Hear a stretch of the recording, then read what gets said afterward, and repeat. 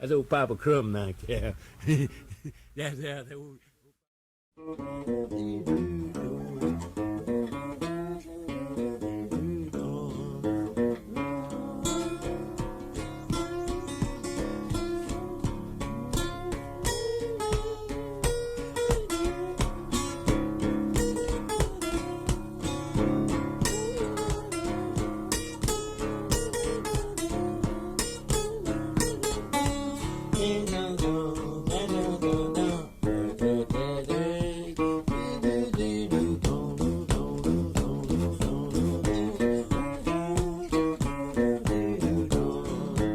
Wettlin Treppendahl was born in Woodville, Mississippi. Actually was born in Summer, 1949.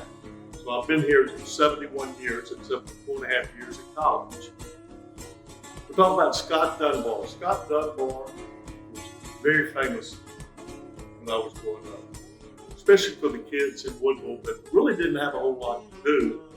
They would get in the cars and drive down to Lake Mary, where Scott lived, and we'd go wake him up or whatever and say, "Scott, we're here. You're going to play for us." He'd get his own guitar, and we'd get ice chests, and we'd get our beer, and we'd sit on his porch, or we'd bring chairs, or we'd drive the car up and sit on the hoods of the car, and Scott Dunbar would play. Now, he had a very funny talking accent in that he always kind of stuttered. He didn't really stutter, but he'd talk to you like this, and but when he sang, he just sang right along. Part of Scott Dunbar, part of Lake Mary, is really hard ground, and it's hard ground because if you listen to Scott Dunbar's tapes, he patted his foot, both feet. But when he got really excited, the left leg would get out a little bit further, and he'd jump out, and that leg would hit and hit and hit and hit. And he never, ever went both feet, but the left one would hit a little bit harder. And everybody knows about Scott Dunbar as far as being a musician. But Scott Dunbar built this boat. It was wider than most boats. It had a little bit higher side than most. And the deal was, if you wanted to go fishing and you wanted Scott, you had to book him in advance. Because you just couldn't ride down there and say, "Scott, let's go fishing," because he was booked every day. Never went out and came back without fish. I know that some people go deep sea fishing and say, "Well, the fish wasn't biting today." I don't know where Scott got him, but he never came back without fish.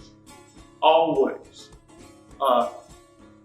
He would have the old motor sitting on the back of his boat, but it was the old type of motor. It wasn't an electric start or anything like that. You had to wrap the rope around the crank, and then you'd give it a big pull. And he'd wrap it around and give it a...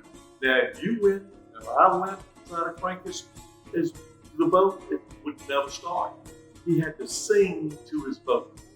And he'd talk to his boat, "Come on, baby, you can do it." Yeah, you can do it. But anyhow, he'd always get that boat. And if you had 2 people, 3 people, or 4 people, he always had his pole in the water too. Because he was going to fish for his supper tonight. It didn't matter. But if you had kids with you, this was the biggest treat in the world for kids to go fishing with Scott.